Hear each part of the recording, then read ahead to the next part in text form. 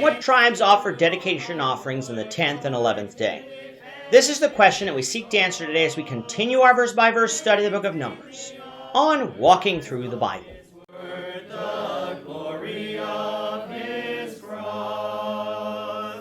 If you have a Bible with you, turn to Numbers chapter 7. We're going to be reading from verses 66 to 77.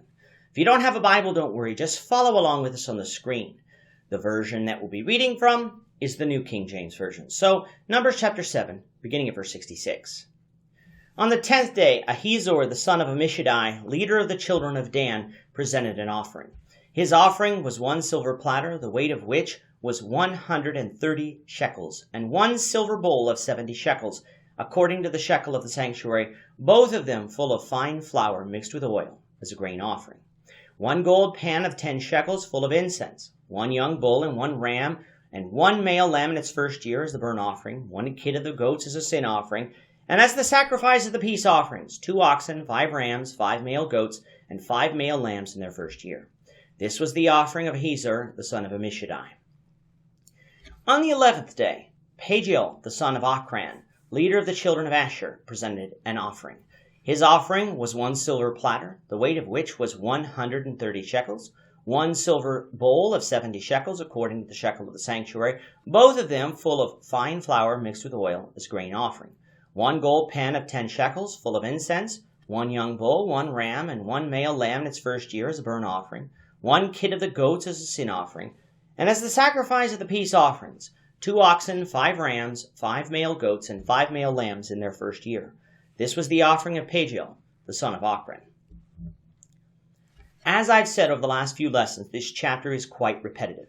That's because the offering that each tribe offered is exactly the same. That might make it tempting for us to either read the whole chapter, all 89 verses together, and discuss this once, or skip the repetitive verses entirely. We cannot do that for 2 reasons. First, at the end of each episode, when I say we will continue our walk through the Bible 1 verse at a time, I really do mean it. We won't be skipping verses or passages simply because of repetition. We'll try to glean more out of them. But why not simply cover more verses? Because copyright issues with the New King James Version means I can only visually place a certain amount of it on the screen at any one time, how much being based off of how long the total discussion is.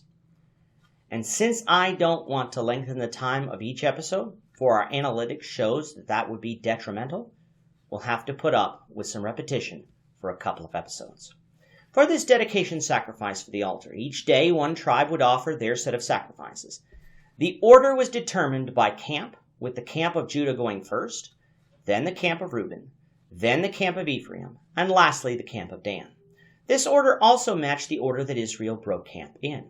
Thus far, we've already discussed the first 9 days, the offerings of the entire camp of Judah, which included the tribes of Judah, Zebulun, and Issachar, and the offerings of the entire camp of Reuben, which included the tribes of Reuben, Simeon, and Gad, and the offerings of the entire camp of Ephraim, which included the tribes of Ephraim, Manasseh, and Benjamin.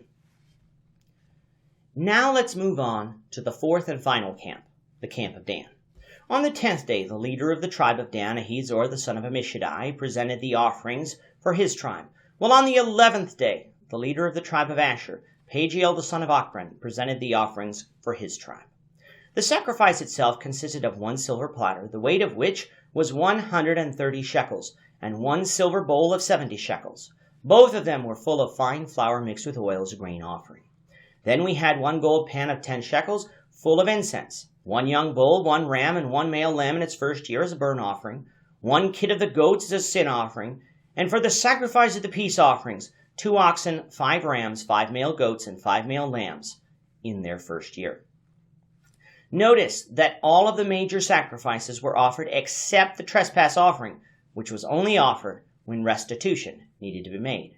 For a more complete discussion of these sacrifices, we remind you that you can review Leviticus 1 through 7 on our podcast that can be found in the Leviticus playlist on our YouTube channel or at our website, eastendchurch.org.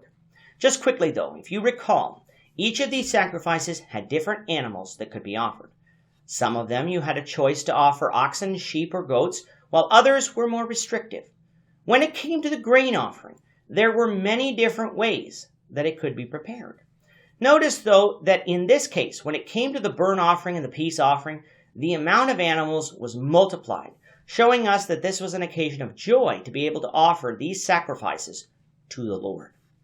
However, for the sin offering, only one animal was sacrificed. This was not because sin was being minimized. It was most likely because the sin sacrifice should never bring joy, and so why would you multiply the animals being offered, since even one did not remit one's sins, but merely obtained the promise that through the blood of Christ, that God would one day remit those sins entirely.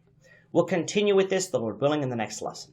With that, our time is up for today. The Lord willing, we hope you'll join us for tomorrow's discussion of Numbers chapter 7, verses 78 to 89, as we'll continue our walk through the Bible, one verse at a time. Thank you for watching today's episode.